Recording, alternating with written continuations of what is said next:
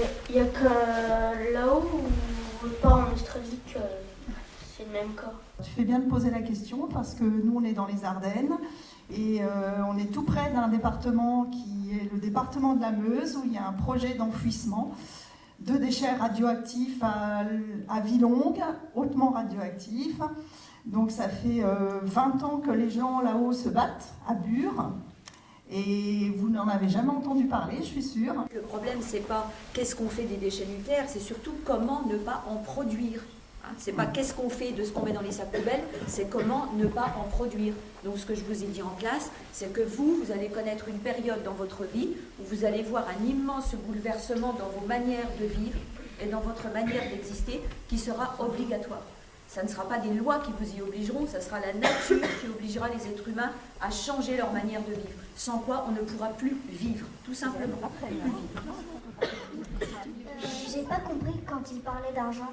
Ouais. En fait, il y a, sur cette terre de Mukati où ils veulent mettre les déchets, il y a 5 clans qui sont propriétaires d'un bout de la terre. Chacun a son histoire qui le lie à la création du monde, en fait. C'est une histoire des ancêtres.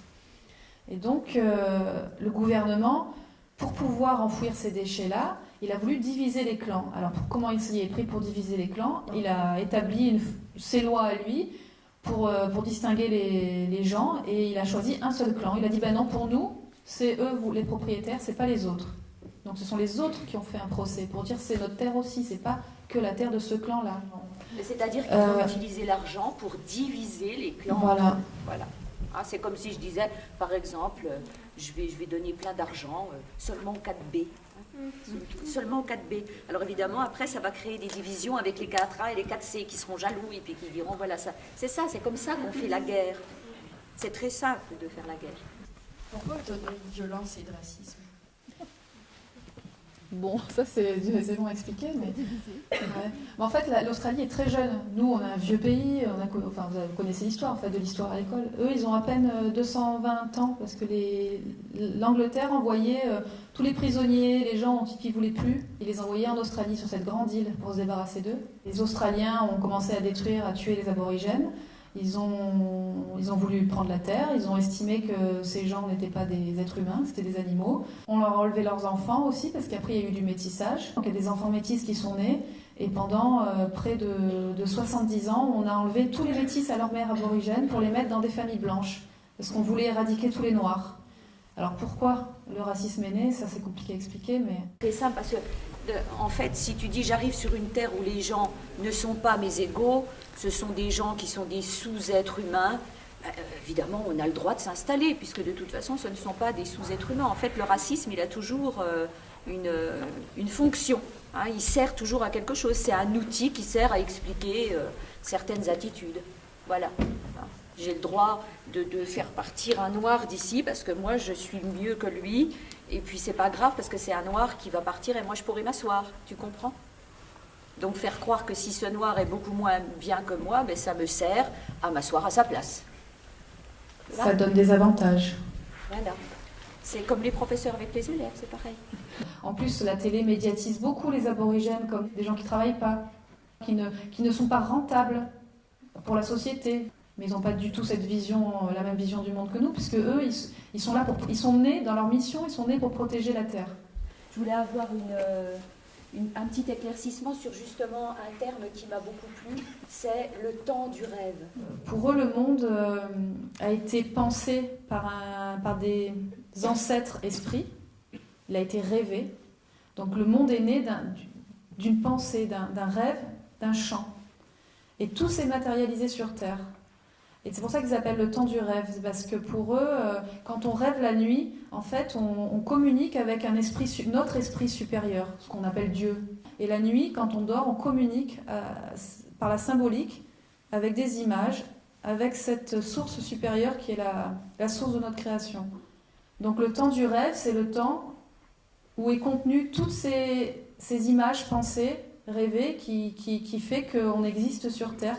C'est un autre espace-temps, avec lequel on est en lien, en permanence. En fait, ça correspond un peu à la vue des chamans sur la vie qui disent que notre vraie vie n'est pas celle qu'on mène là, en ce moment.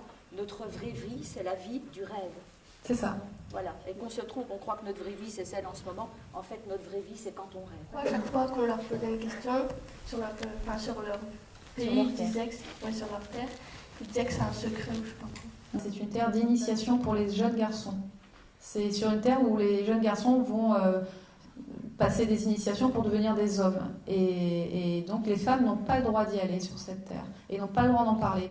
Et vice-versa, il y a des terres où les hommes ne vont pas, comme il y a des objets masculins que les femmes n'ont pas le droit de toucher.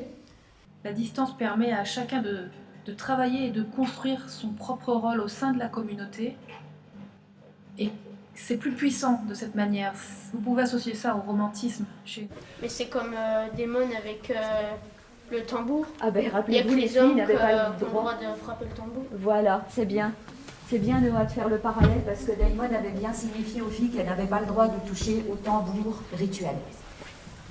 Je comprends pas pourquoi les femmes n'ont pas le droit de faire des choses d'hommes comme on dit.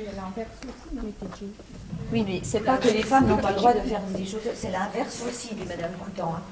Ben, parce que voilà, c'est comme ça, parce que vous n'êtes pas habitués.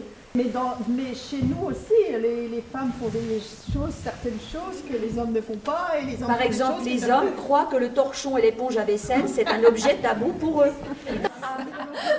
Mais ça, c'est pas vrai. Voilà. Mais dites-vous bien que dans les Ardennes, autrefois, il y avait des activités qui étaient réservées aux hommes, où les femmes n'avaient pas le droit de venir dans la pièce où on faisait telle ou telle chose, et il y avait des choses qui étaient réservées aux femmes. Mais je pense que comme on est passé à la moulinette de la civilisation un peu américaine, on vous a fait oublier tout ça. C'est pour ça que, par exemple, Noah lui dit « je ne comprends pas pourquoi ou un autre élève là-bas, les femmes n'auraient pas le droit, etc. » C'est parce que vous avez oublié votre culture. La société de consommation actuelle vous a fait tel que vous avez tout oublié. La télévision aussi fait qu'on oublie tout ça. Mais en fait, il y a encore 100 ans dans les Ardennes, il y avait des activités qui étaient strictement réservées aux hommes et des lieux qui étaient strictement réservés aux femmes. Ce qui ne veut pas dire que c'est plus noble parce que c'est des réservés aux hommes ou moins noble si c'est réservé aux femmes. Hein. Peut-être une façon de s'octroyer du temps pour soi et se retrouver après sur d'autres terrains. Voilà. Est-ce que vous pensez qu'un jour le racisme il sera éliminé Non.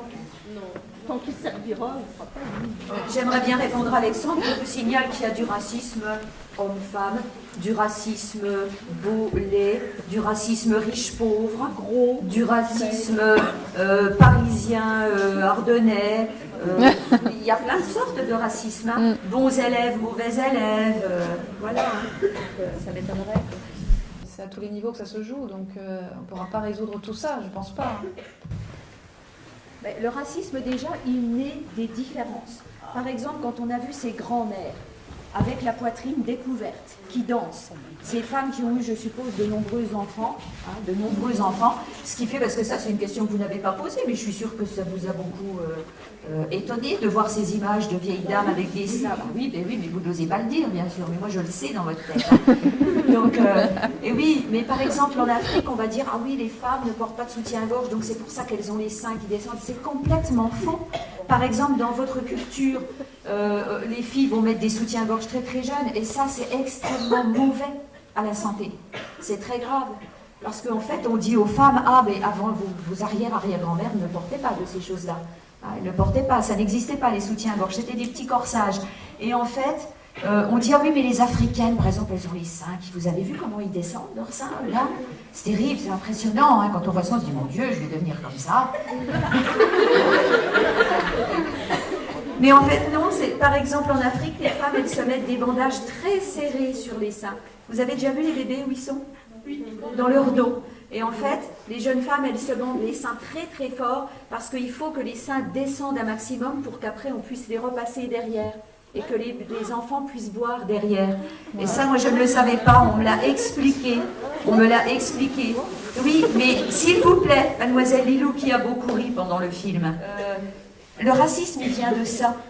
Si vous viviez là-bas, qu'on vous explique que vous êtes habitué, mais ça ne vous paraîtrait pas étrange. Je vous ai déjà dit en musique qu'il y a un mot qui revient souvent en cours de musique. C'est madame, cette musique, elle est étrange. Et en fait, c'est ce qui a fait le mot étranger, pour lequel on ressent du racisme. L'étranger nous paraît étrange tout simplement parce qu'on ne le connaît pas. Mais en fait, vous avez vu ces vieilles dames, quel courage elles ont. Elles ont des leçons de courage à donner aux jeunes, à vous. Et puis, bon, c'est une autre mentalité. On n'a pas peur d'exhiber ce qui sert à nourrir des bébés. Ouais. Ce n'est pas une honte. Voilà, donc il faut comprendre ça. Ça ne veut pas dire qu'on est obligé de faire pareil, mais bon, voilà. Quand ils se mettaient de la peinture, c'est une tradition ou pas? Tout a un sens. Moi, je ne connais pas les détails de la signification de toutes les peintures, mais déjà, chaque tribu a des couleurs bien à elle et des formes bien à elle. Ils n'ont pas tous, il y a au moins 300 tribus aborigènes en Australie, ils ont tous des langues différentes et ils ont tous des designs différents pour les peintures. En fait, je pense que les êtres humains adorent marquer sur leur corps la trace de quelque chose. Et que là, actuellement, bon, ben, ce sont des tatouages tout fabriqués qui n'ont pas beaucoup de sens pour vous. Mais en fait, je pense que c'est vraiment la preuve qu'on est attiré par le fait de vouloir maquiller son corps, de vouloir le marquer, etc. Est-ce qu'il y a des danses spécifiques ou pas? Ah ben, au moins, il a essayé de dire le mot. Les jeunes filles qui n'ont rien dit du tout, elles vont avoir le micro si elles parlent mieux que lui.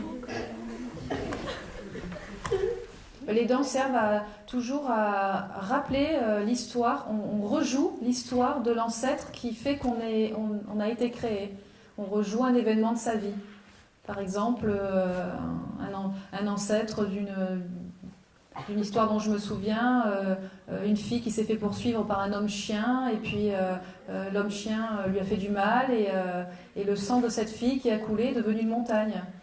Et donc on va rejouer cette scène en dansant et en chantant pour se rappeler la mémoire de cette séquence qui compose le fait que l'on existe en fait. Ce que vous avez du mal à comprendre aussi vous, dans votre culture, parce que déjà vous avez du mal à danser.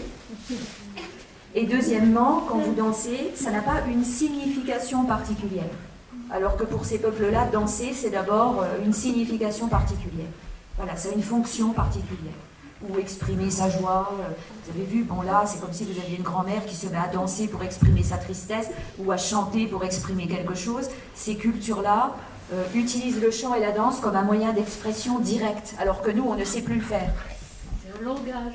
Voilà, c'est un langage. C'est un langage. Voilà, et puis moi, j'ai beaucoup apprécié l'épisode de la rappeuse. Parce que ici, il y a beaucoup de jeunes qui croient que le rap, c'est parler d'argent, c'est parler de filles, c'est parler de grosses voitures, c'est parler de pognon, comme ils disent. Et en fait, on s'aperçoit que le vrai rap avait une toute autre manière d'exister. C'est une manière de dire ses revendications sur un fond musical. C'est comme une espèce de litanie de prière qu'on va dire, qu'on va répéter pour clamer tout ce qui ne va pas et pour clamer ou son innocence ou pour clamer sa révolte. En fait, c'est ça, la véritable histoire du rap, c'est ça. Enfin, qu'est-ce qui se passe avec les enfants de cet âge-là? Il y a énormément d'enfants en prison. Récemment, cette année, l'information est sortie dans tous les journaux européens.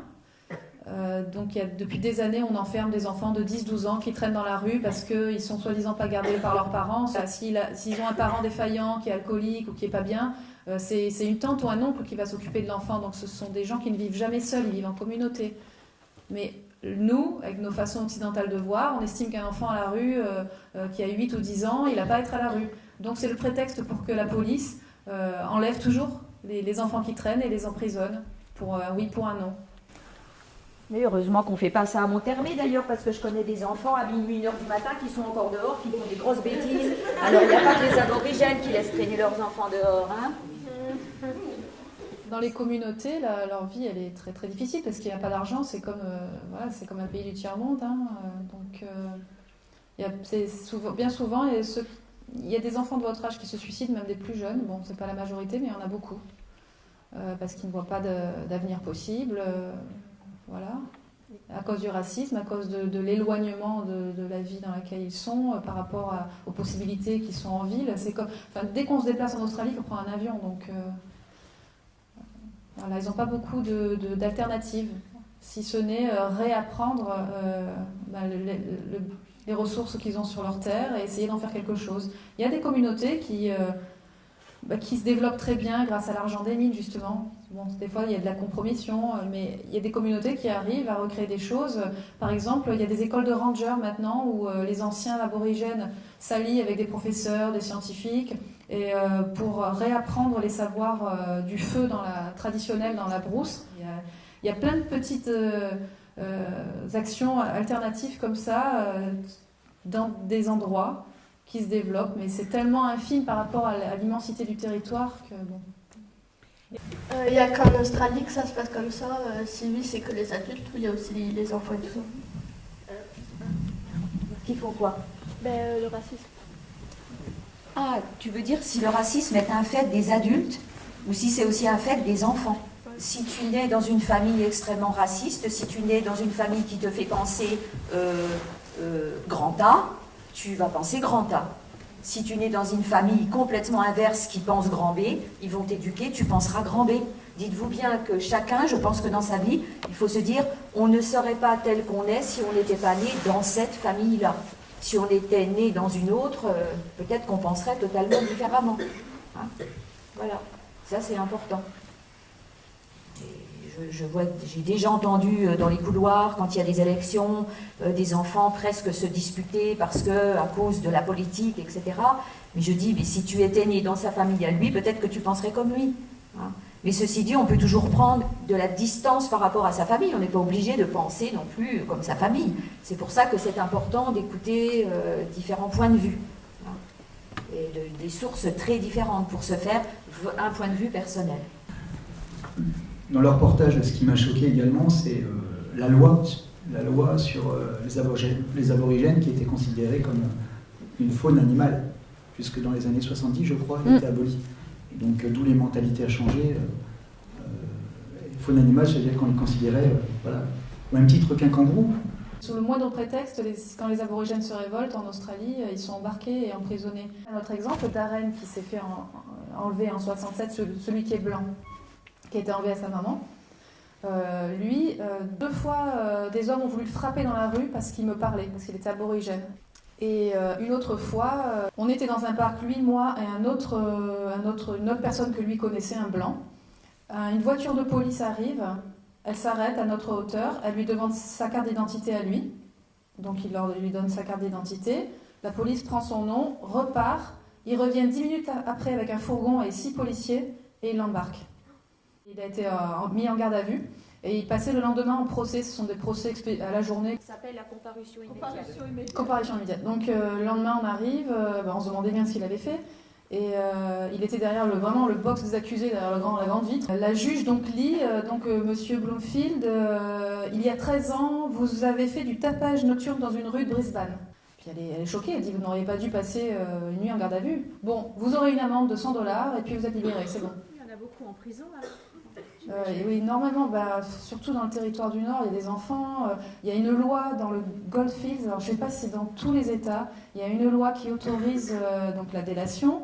C'est-à-dire que si tu as trois fois quelqu'un qui vient se plaindre d'un truc que tu as fait, on t'a vu faire quelque chose de pas bien, tu as roulé trop vite, si tu as 3 accusations sans preuve, la police peut te mettre une amende. Et donc la plupart du temps, les aborigènes ne peuvent pas payer les amendes. Et quand tu ne payes pas ton amende, c'est le prétexte pour t'emprisonner. Donc les prisons sont pleines à craquer. Ouais. Quand les enfants ils deviennent adultes, est-ce qu'ils ont le droit de retourner chez les aborigènes? Les enfants qui sont enlevés et qui deviennent adultes, souvent, c'est vrai qu'ils essayent de rechercher leurs parents. Alors, il y a beaucoup d'histoires tristes où les parents sont déjà morts avant qu'ils les retrouvent parce que comme ils ont beaucoup de problèmes de santé, comme ils vivent dans des communautés très pauvres, ils n'ont pas de quoi se soigner, il y a pas beaucoup, les hôpitaux n'ont pas tout ce qu'il faut pour les soigner. Souvent, ils meurent assez jeunes. Donc, bon. Mais ça, bien sûr, ça arrive que les enfants retrouvent leurs parents et les recherchent. Il en est où le projet d'enfouissement? Oui, il a été déplacé dans le sud, sur d'autres terres aborigènes. Ils veulent développer plusieurs sites, créer un port pour les gros containers. La totalité du projet reviendrait sur les 70 ans à 145 billions de dollars, je crois, d'argent dépensé du contribuable pour créer ça. Et bon, pareil, donc les aborigènes de cet endroit se mobilisent avec l'aide d'associations. Voilà. Et je pense que progressivement, oui, ils gagneront. Enfin, moi, j'y crois. Parce que là, le monde est en train de se transformer. Comme il y a une urgence pour la planète, ce sont eux les derniers témoins de l'importance des choses, de la nature. Donc, ils seront utiles pour nous plus tard. Nous, on a tout à réapprendre. Donc, ces gens-là sont importants pour nous. Bon, c'est qui a envie d'aller en Australie? Parce qu'il y a quand même des endroits sympas en Australie. Hein, c'est pas... Ah ouais, Sydney, là, c'est pas mal. Là, t'as mis...